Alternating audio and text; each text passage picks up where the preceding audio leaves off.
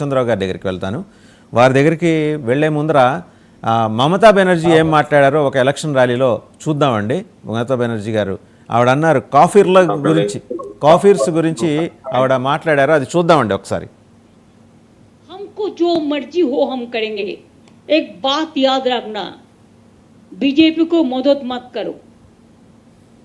BJP का अगर तुम लोग मदद करोगे कोई, तो अल्लाह का कसम आप लोगों को कोई माफी नहीं करेगा. हम तो माफी नहीं करेंगे. हे लड़ाई में हम लड़ाई करेंगे, हम लड़ेंगे नहीं. जो काफिर है, जो कापुरुष है, वो डरते हैं, वो मरते हैं. जो लड़ते हैं वो जिंदा रहते हैं. हमको जो मर्जी हो हम करेंगे.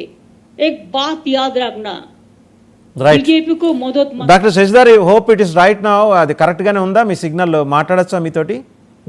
ఇప్పుడు ఓకేనండి. సో మమతా బెనర్జీ మాట్లాడింది, మీ కాఫీర్లందరూ చేస్తున్న వ్యవహారాన్ని ఆవిడ తెగనాడింది. మిమ్మల్ని అందరినీ కట్టకట్టి బంగాళాఖాతంలో ఇసిరేయాలి, అప్పుడే మొత్తం దేశం శాంతి. మీరే కాఫీర్లు ఆవిడ ఉద్దేశంలో, మమతా బెనర్జీ ఉద్దేశం. ఇస్లాం చెప్తుంది, ఇస్లాం లోపట ఇతర మతస్థులను కాఫీర్లు అన్నది, కాఫీర్లను చంపమన్నది. ఇవాళ ఈ యొక్క ఇస్లాం మతోన్మాదం కదా ప్రపంచం లోపల జిహాద్ పేరు మీద రక్తపాతం పారించింది. ఇది కాదని మనం మాట్లాడతామా? ఉగ్రవాదానికి మతం ఉండదని చెప్పి ఆ ఉపన్యాసాలు ఇవ్వకండి.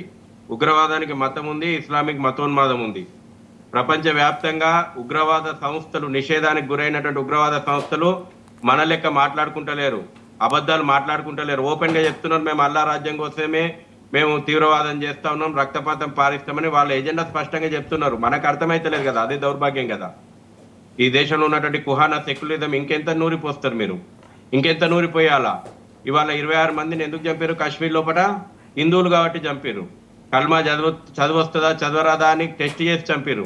ఐడి కార్డు లోపల పేరు చూసి చంపారు. బట్టలు ఇప్పి పాయింట్ ఇప్పి సుంతి అయ్యిందా లేదా అని చూసి చంపారు. ఎందుకు చంపారు? మతం ఆధారంగా చంపారు.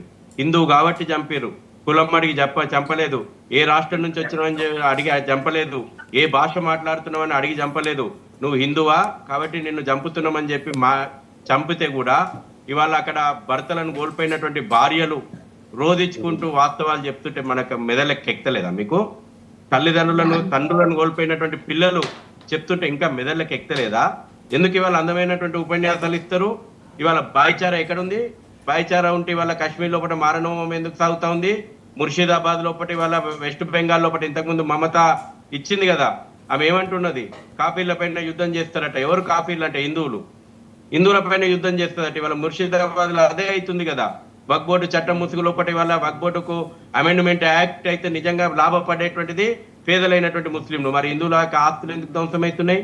హిందూ దేవాలయాల మీద ఎందుకు దాడులు చేస్తా ఉన్నారు? హిందూ మహిళల మీద ఎందుకు అకృత్యాలు చేస్తా ఉన్నారు? ఇవాళ పాకిస్తాన్కి ఇండియాకు 2 దేశాల మధ్యన పోరాటం జరుగుతలేదు. మతోన్మాదం, ఇస్లామిక్ మతోన్మాదం ఇవాళ పాకిస్తాన్ ఏర్పడిన నాటి నుంచి కూడా భారతదేశం మీద బుసలు కొడతా ఉంది.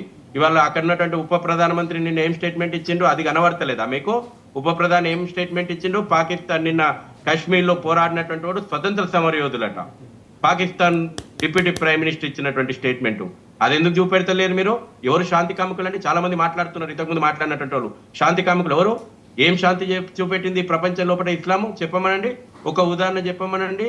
ఇవాళ ఆల్ ఐసాన్ రఫా, ఆల్ ఐసాన్ పాలస్తీన్ అన్నటువంటి నోర్లు ఎందుకు మూగబోయినాయి? ఇలా కాశ్మీర్ లోపల హత్యకు గురైనటువంటి హిందువుల విషయం లోపల ఎందుకు మాట్లాడతలేరు? ఇది వాళ్ళ చర్చ జరగాల్సినట్టు అవసరం. డాక్టర్ శశిధర్ గారు, మీరు అన్న మాటకి సమాధానం నేను ఒకటి చెప్తా.